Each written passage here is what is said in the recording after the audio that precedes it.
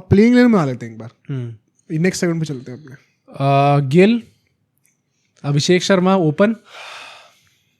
This is going to be the realistic playing 11 that is going to be played in the Asia Cup, not what we want. ठीक है, तो मैं इसके 2-3 variants भी बना देंगे हम लोग, ठीक है, ताकि हम लोग सबको चॉइस दे दें. सब फिर आप लोग बताना कि कमेंट से कौन सी प्लेइंग लेवन चाहिए. या क्योंकि यहाँ पे हम लोग आपकी क्या प्लेइंग लेवन है मैं ये नहीं कह रहा हूँ, ये फिर हमारी क्या है वो तुमने पहले कहते कि जो होगी उसकी बात करेंगे. ठीक है, तो आप लोग जो कमेंट करेंगे वो माय प्लेइंग लेवन मत बोलिएगा, इसी से हम लोग थोड़ा सा ट्राई करते करने के लिए. अभिषेक गिल तुम कह रहे हो open. Number 3 Tilak Varma and sky number 4. Sky number 4. तो ये टॉप 4 फिक्स हो गए.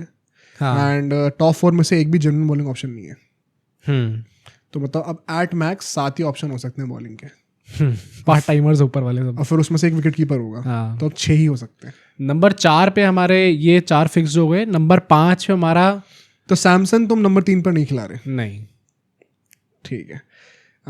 फिर नंबर 5 पर देखो हमारे पास ऑप्शंस हैं, या तो सैमसन खेल ले या तो जितेश खेल ले. मतलब मान लो वो देखो नंबर 4 के बाद से ना वो ऑर्डर फ्लेक्सिबल ही होगा. वो डिपेंडिंग ऑन द सिचुएशन कौन लेफ्टी आउट है, कौन राइटी आउट है, ऊपर कभी दुबे ऊपर आ जाएंगे, कभी हार्दिक ऊपर आ जाएंगे, कभी अक्षर आ जाएंगे, कुछ भी हो सकता है. वो रैंडम होगा, तो एकदम दिल पे मत लेके चलना पोजीशन नंबर को इसके बाद से. पर just for the sake of filling the places उसकी बात करते हैं. एक विकेट कीपर की बात कर लेते हैं, जितेश. अब तो जितेश ही आएंगे, क्योंकि कोई बड़ी बात नहीं कि नंबर 5 पर भी विकेट कीपर बैटिंग ना करे यहाँ पर. मोस्ट लाइकली लेफ्ट हैंडर ऊपर आएगा, दुबे आएंगे मोस्ट लाइकली ऊपर, या फिर अक्षर. वैसे भी down the order I would trust Jitesh more right now. मतलब अगर नंबर 6 या नंबर 7 पर ही बैटिंग करनी पड़ रही है तब तो सैमसंग के लिए बहुत अनफेयर है कि बेचारा वहां पर फिनिशिंग भी करे. एक साल आपने मेहनत करके उनसे ओपनिंग एकदम वो करवाई, स्मूथ करवाई, और अब आप कह रहे हो अब नीचे आ जाओ. वैसे विद दिस क्या आप सैमसंग खुशी खुशी आरआर में रुक सकते हैं? तो ओपनिंग गई. अच्छा, हाँ कह सकते हैं. नहीं वो तो चलो जा ही रहा है. अब जो उल्टा सीधा हुआ है वो तो बिहाइंड द सीन हमने बताया ही आप सबको. तो ठीक है, यहाँ पे तुम जितेश कह रहे हो. हाँ, तो अब हमारे 5 लोग कंप्लीट हो चुके हैं, उसमें से एक भी जनरल बॉलिंग ऑप्शन नहीं. नंबर 6 पे हार्दिक, जो सर्टेनिटी ऑफ कोर्स. 1 सेकंड, नीचे ही बैटिंग कर सकते हैं, मैं बस नाम ले रहा हूँ. अक्षर डेफिनेटली खेलेंगे, तो नंबर 7 पे वो हुए, तो 2 बॉलिंग ऑप्शन अब बन गए. नंबर 8 पे कौन होगा अब? दुबे. या तो आप रिंकू को ऊपर बैटिंग करा के इनको नीचे पुश कर दो, फिर एक bowling Rinku at number 5. At least Dube कुछ ना कुछ तो बॉलिंग डाल ही सकते हैं. रिंकू तो बॉलिंग ही नहीं डाल सकते. 2024 में हम वापस आ चुके हैं. और मुझे भाई वो सब मत बोल देना कि अभी उसने वहां पे दिल्ली T20 में लेके दिखा दिया. उस कमेंट को मैं सीरियसली नहीं. तो दुबे तुम कह रहे हो कि नंबर 8 पे. अब ऑफ कोर्स इसमें अक्षर नंबर 8 हो सकते हैं, दुबे नंबर 5 पे आ सकते हैं, वो हम बस अभी नाम भर रहे हैं. फिर 9, 10, 11 तो I think Bumrah, Chakravarthy, Bumrah and Arshdeep, वो तो 3 नीचे के फिक्स्ड है. तो इस टीम में 3 पेसर्स हैं हमारे पास, एक स्लो मीडियम दुबे और 2 स्पिनर. 6 बॉलिंग ऑप्शन है, जिसमें से 5 लेजेंड है, एक थोड़ा सा मतलब 2 ओवर दुबे डाल सकते हो, 2 ओवर तो अभिषेक भी डाल ही सकते हैं. और नंबर 8 तक हमने बैटिंग मेंटेन कर ली है लेकिन. और यहाँ पे हमने अभिषेक शर्मा, तिलक वर्मा, दुबे, अक्षर पटेल 4 लेफ्टीज रखे हैं, 4 राइटीज रखे, तो वो भी हमने मेंटेन कर लिया. अब इसमें चेंजेस क्या हो सकते हैं? ये पहली लाइनअप हमारी हो गई, जिसमें हमारे पास एक अच्छा हेल्दी कॉम्पोजिशन है लेफ्टी राइटी का. 8 नंबर तक बैटिंग चॉइसेस भी हैं, 5 प्रॉपर बॉलर्स ही हो पा रहे हैं सिर्फ, बट 1-2 फेंकने वाले डालने वाले हो जाएंगे. दूसरी लाइनअप का ऑप्शन ये है कि हम एक बॉलर ऐड कर देते हैं और एक बैटर कम कर देते हैं. सो दुबे की जगह पे मान लो कुलदीप यादव आ गए, या फिर इनफैक्ट वही चॉइस है. बैटिंग में से और कोई तो हटेगा नहीं. पहले 5 में तो फिक्स्ड है, उसके बाद हार्दिक और अक्षर तो हटेंगे नहीं. 3 आपके प्रॉपर स्पिनर हो जाएंगे इससे. तो दुबे की जगह पे या तो एक स्पिनर आ जाए, एंड देन वरुण, कुलदीप और अक्षर 3 स्पिनर हो जाएंगे. एंड बुमराह, हार्दिक और अर्शदीप 3 पेसर हो जाएंगे. 6 प्रॉपर बॉलिंग ऑप्शन हो गया हमारे पास. नाउ बॉलिंग सॉर्टेड लग रही है. प्लस अपना अभिषेक और तिलक वर्मा हाथ घुमा सकते हैं. बट अब हमारी बैटिंग कम हो गई नंबर 7 तक. आई थिंक मॉडर्न गेम में थोड़ी प्रेफरेंस बैटिंग को ज्यादा मिलेगी नंबर 8 तक. तो ये तो लाइनअप पॉसिबल मुझे लग नहीं रही है. तो अगर हमें हर एक स्पिनर को साथ में खिलाना है तो फिर बुमराह और अर्शदीप में से कोई बाहर बैठेगा, एक ही पेसर होगा, आउट एंड आउट.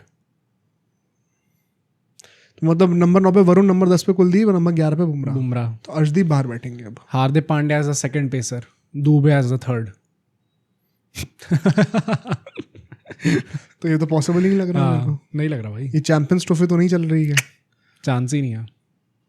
T20 में तो यार आप थर्ड पेसर दुबे को तो नहीं रख सकते यार। सबसे इन 3 में से सबसे ज्यादा रियलिस्टिक प्लेइंग 11 पहली वाली है, एंड पहली वाली देख के मुझे लग रहा है क्या गुड़गोबर करा है भाई हम लोगों ने, जबरदस्ती का। बहुत फालतू टीम बन रही है इस टाइम पे। वो जो एक तरफ होता है कि आपके पास टैलेंटेड प्लेयर्स हैं, एक तरफ होता है कि आपके पास टेम्पलेट है।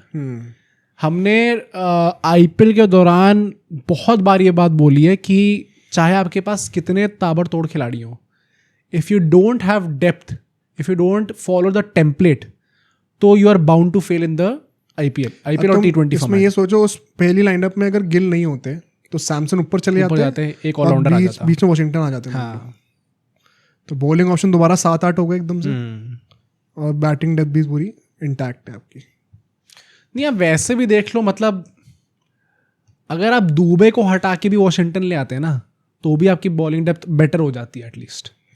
वो मुझे लग रहा है वही, वो एज अ बैटर ज्यादा प्रेफर कर रहा है, which is why I strongly believe कि दुबे नंबर 8 पर बैटिंग नहीं करेंगे, अक्षर करेंगे। हाँ, एंड दुबे को ऊपर भेज दिया जाएगा। वेरी वियर्ड भाई, अच्छी बिल्कुल नहीं लग रही टीम इस टाइम पर। एक अगर रिंकू खिलाना तो वो कैसे फिट होंगे? रिंकू को अगर हमने खिलाना है तो वो सिर्फ और सिर्फ दुबे की जगह पर ही खेल सकते हैं। हाँ, तो फिर हम लोग 6 बॉलर, छठा ऑप्शन भी नहीं है, सिर्फ 5 ही बॉलर लेके जाएंगे और सबको 4 ओवर फेंकनी पड़ेंगे। या फिर आपको बीच में 1-2 और डलवाने तो अभिषेक और तिलक वर्मा कर सकते हैं, which is why I think Rinku को खेलना बहुत अनलाइकली है। हाँ, तो ये इससे आई होप ये पॉइंट क्लियर हो गया हो। बाकी जो चॉइसेस हैं, तो तुम डाउनग्रेड देखो भाई हमारा कितना आता हुआ है। इससे पहले हमारे 7 बॉलिंग ऑप्शन, पिछले पॉडकास्ट की तो बात है जहां हम लोग उड़ रहे थे भाई। अगर दुबे की जगह इवेंचुअली नीतीश कुमार रेड्डी वापस आ जाए तो 7 बॉलिंग ऑप्शंस तो लेजिट है हमारे पास, और फिर तिलक और अभिषेक है तो 9 पॉसिबिलिटीज हैं। अब तो 5वें के बाद छठा दुबे है भाई। नहीं, और मैं ये भी बोलूंगा कि ऐसा कोई नहीं कह रहा है कि इस स्क्वाड के साथ हम लोग एशिया कप नहीं जीत सकते। नहीं, जीतने को तो वर्ल्ड कप भी जीत सकते हैं भाई। पर मैं वही नहीं, मतलब वर्ल्ड कप में तो चलो मुझे तब भी लगता है भाई आप वापस इसके साथ जाओगे थोड़ी डिफिकल्टी तो होगी आपको, but on their given day ये सारे प्लेयर्स मैच विनर्स हैं। तो गिल को भी कोई पोटेंशियल में डाउट थोड़ी है कोई बंदे के। जिस दिन आ गया वो तोड़ ही देगा भाई। वो तो हो गया तो 100-150 वो भी बना दे, कोई बड़ी बात थोड़ी है। तो अन पावर प्ले में खेलेगा तो रन मारने भी अपॉर्चुनिटी ज्यादा है। But this is not the right path. बात वही है, आपने पिछले 1 साल से हर बार इंडियन क्रिकेट में तो ये धोनी ने पॉपुलर कर दी है चीज, राइटफुली सो, कि प्रोसेस पे फोकस करो, रिजल्ट पे नहीं। सही बात है बिल्कुल, पर अब वो प्रोसेस जो हमारी 1 साल से चल रही थी वो तो बिल्कुल ही चेंज हो गई। जो प्रोसेस आपको रिजल्ट्स ला के भी दे रहा था, हाँ, ऐसा भी नहीं कि प्रोसेस खराब थी, कोई खराब कर दिया पूरा। क्या बोले भाई इस चीज के ऊपर। आई थिंक ओवरऑल भी देखे तो very disappointed with the selections. इसमें फिर हमारे बैकअप वैसे बाद में कौन रहेंगे? एक सैमसन, कुलदीप, हर्षित राणा और रिंकू सिंह। मतलब overall I am very disappointed with the selections जो भी इनने करके दिखाया है। And the last thing that I expected from Gambhir was he would mess up the T20 format. हाँ, जब वो अपॉइंट हुए थे तो हम सबने कहा था कि not just in India, in the world probably is the best coaching option right now. T20 tactician इस वक्त हार्डली कोई पास आता है। And when you know that you have that potential, जैसे राहुल द्रविड़ के अंदर हमें कहीं ना कहीं ये चीज़ पता थी that he is a bit reserved of this format and कितने क्या डेप्थ होनी चाहिए, कैसे खेलना चाहिए, क्या टेम्पलेट होना चाहिए। When you have played with that format in the last 1 year, when you have cultivated those players, when you have shown those that trust, and वो टेम्पलेट को आपने ग्रो होते हुए देखा है, मास्टर करते हुए देखा है, उसके बाद भी अगर on match day when it is all और नथिंग, अगर आप ये सिलेक्शन करके दे रहे हो ना, और ये आई डोंट गेट क्या ये बहुत लीनियंटी ले रहे हैं इस चीज़ को या फिर कुछ मीनिंग नहीं रखता है सिलेक्शन, बट अगर आप ये सिलेक्शन करके दे रहे हो then it is not acceptable. You have not done your job well. Let's talk about the possibilities. अगर ये टीम, दोनों अच्छी बुरी दोनों ही करते हैं, अगर ये टीम अच्छा परफॉर्म कर देती है इंक्लूडिंग द इंडिविजुअल्स जो कि आए हैं, तो फिर मतलब we are never going back to the previous template.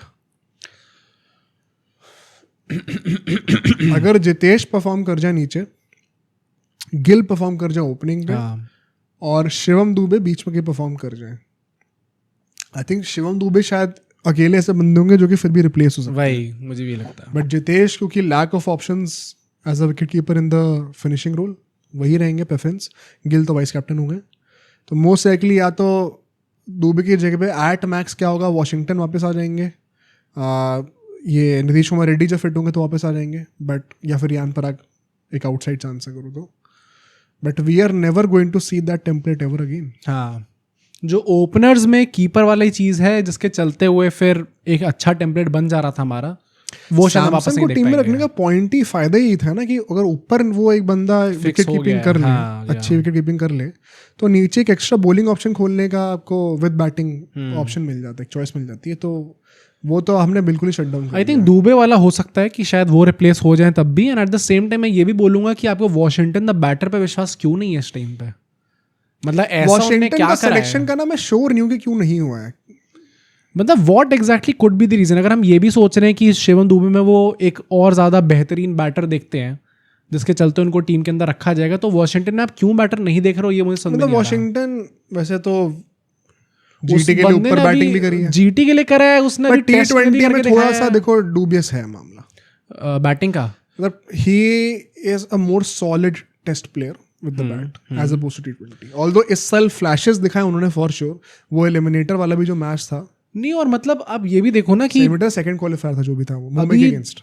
2 साल का आपके पास टाइम पीरियड था कि आप इन प्लेयर्स को ग्रो करो, और आपने वॉशिंगटन को रखा भी था टीम के अंदर, तो इतनी जल्दी गिव अप क्यों कर रहे हो just before the T20 world cup is coming? Ashwin वाला पाथ हो जाएगा।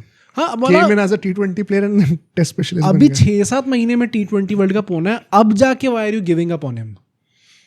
इस टाइम पे क्यों कर रहे हो? या तो पहले ही कर लेते हैं। Only reason I can think of is workload management. मुझे भी ये लग रहा है कि भाई it is bound to happen that he is coming back in the team. अगर ये नहीं आ रहे तो बहुत वियर्ड है भाई। पता नहीं क्या चल रहा है। फिर पिछले 1 साल में जैसे सपने दिखाए जा रहे हैं कि तुम लोग देख लो भाई ट्रॉफी तो हम जीतने नहीं वाले। बहुत वियर्ड होगा भाई। एंड अगर वॉशिंगटन अंदर आते हैं टीम के तो काफी हद तक चलो एटलीस्ट बॉलिंग थोड़ी बेटर सॉल्व हो जाएगी उससे। यार थर्ड एक स्पिनिंग ऑप्शन तो यू ऑलवेज मतलब unless it is at the cost of a batter, but वो प्रॉब्लम यहाँ पे है नहीं, वो अच्छी बैटिंग भी करते हैं। Always good to have that option, specially का सब कॉन्टेंट में खेल रहे हो तो I think the scarier part. हाँ, क्या हम लोग जो कह रहे हैं कि अगर यहाँ पे सब लोग परफॉर्म कर देते हैं तो हम इस टेम्पलेट पे वापस कभी नहीं जा पाएंगे। I think that ship has already sailed.